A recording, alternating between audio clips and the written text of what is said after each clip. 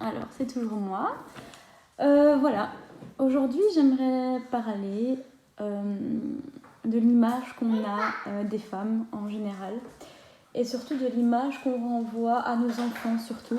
Il faut savoir que les vidéos sont totalement de l'impro, donc voilà, c'est suite à ma première vidéo, donc c'est toujours le même jour, le même moment. Je garde pas tout le temps mon pyjama, mais voilà. En fait, on a été élevés avec certains critères de beauté.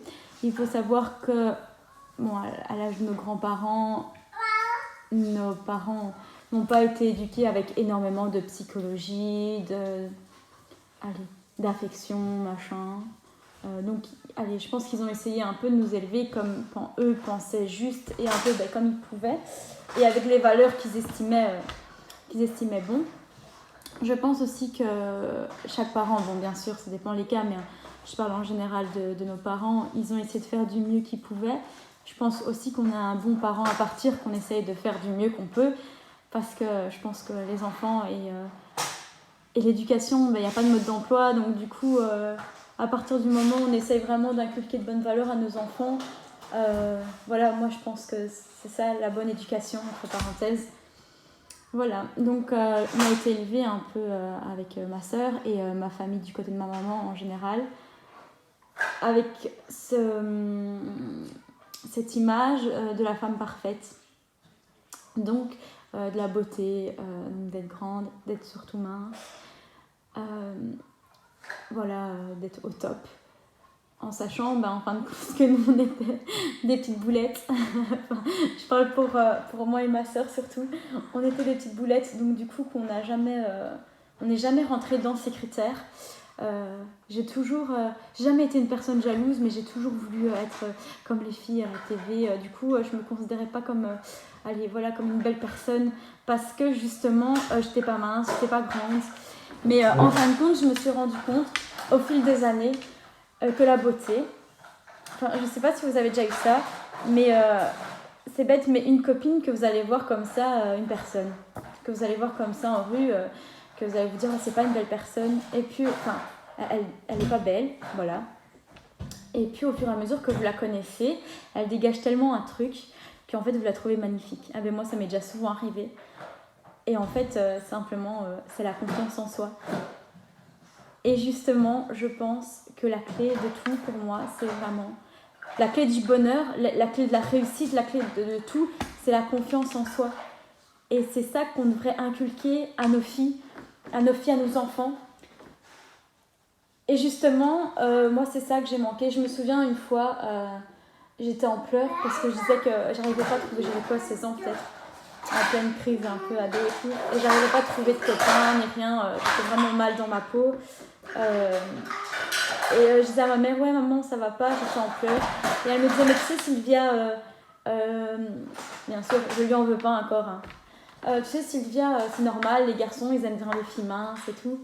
Et en fait, en parlant déjà, c'est faux, enfin dans le sens que il y a tout pour tout.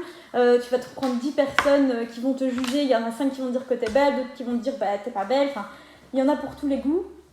Et d'un côté tant mieux, sinon il y en a beaucoup qui seraient seuls. Et voilà, et en fait, si moi j'étais à la place de ma mère, à l'heure actuelle, avec ce que j'ai compris, j'aurais pas dit qu'en fin de compte, pour être aimé, il faut être mince. C'est pas vrai.